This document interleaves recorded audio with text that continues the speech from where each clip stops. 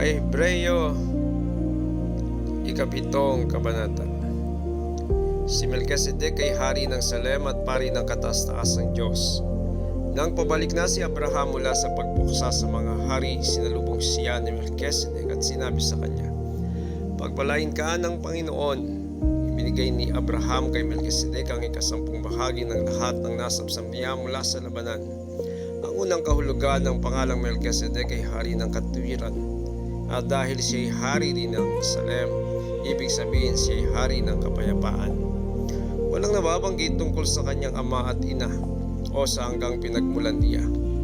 Hindi rin natala ang kanyang kapanganakan o kamatayan. Tulad ng anak ng Diyos, siya ay pari magpakailanman.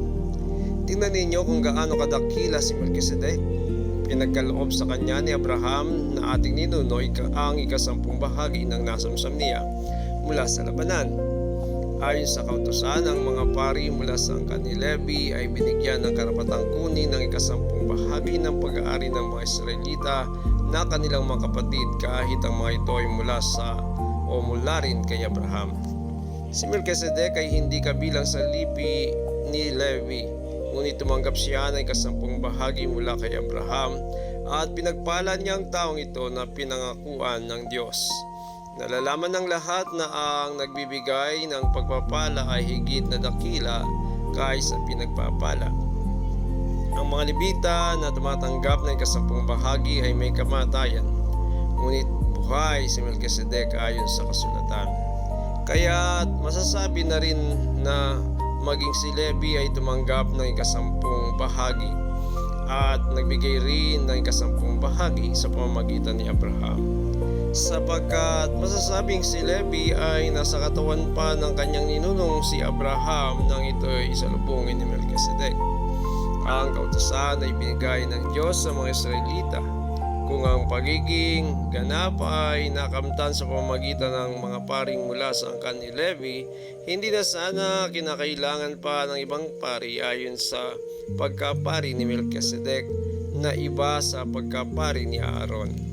Kapag binago ang pagkapari, kailangan ding baguhin ang kautusan.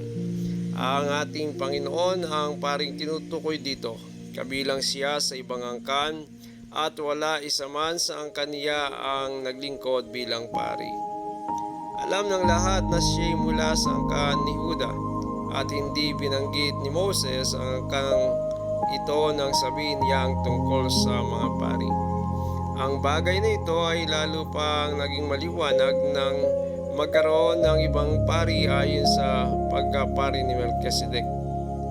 Naging pari siya dahil sa kapangyarihan ng buhay na kailanman hindi matatapos at hindi dahil sa lahing pinagmulan ayon sa hinihingi ng kautusan.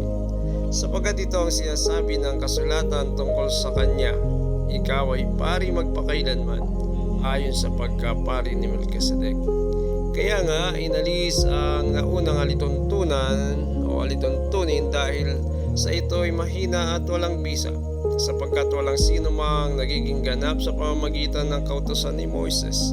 Higit na mabuti ang bagong pag-asa ang tinanggap natin ngayon, sapagkat sa pamamagitan nito ay nakakalapit na tayo sa Diyos.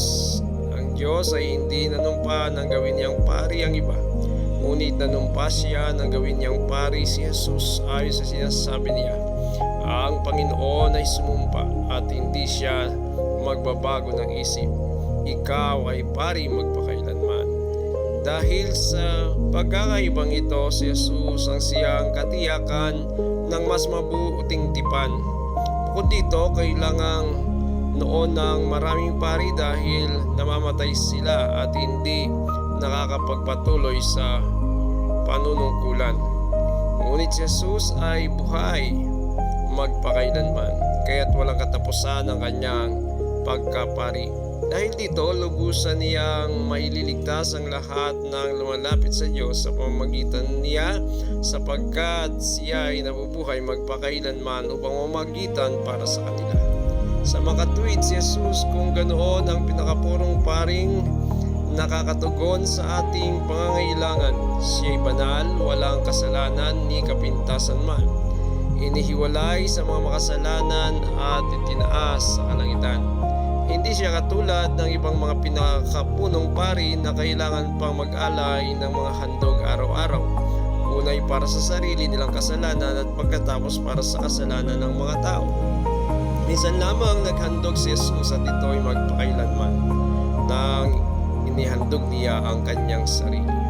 May mga kahinaan ang mga pinakapunong pari na pinili ayon sa kautusan, ngunit ang dakilang pinakapunong pari na pinili ayon sa panunumpa ay ang anak na ginawang ganap magpakailanman.